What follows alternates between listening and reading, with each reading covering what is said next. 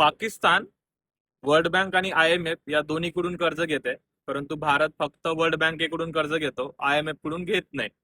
तर भारत IMF कडून कर्ज का घेत नाही हे समजून घेण्यासाठी वर्ल्ड बँक आणि IMF याच्यातला डिफरन्स समजून घेणं खूप महत्वाचं आहे. वर्ल्ड बँक डेव्हलपमेंटसाठी कर्ज देते. समजा इन्फ्रास्ट्रक्चर डेव्हलप करायचं असेल किंवा रेल्वे प्रोजेक्ट असेल किंवा डॅम बनवायचा असेल, तर अशा वेळी वर्ल्ड बँक कोणत्याही कंट्रीला कर्ज देत असते.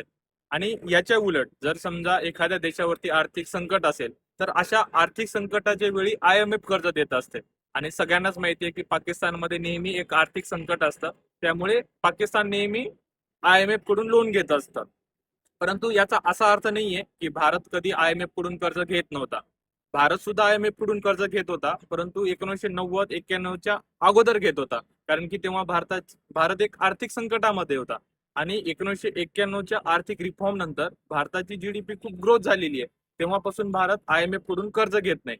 भारत IMF कडून कर्ज तर घेत नाहीये आता, परंतु भारतच आता IMF ला कर्ज देत आहे.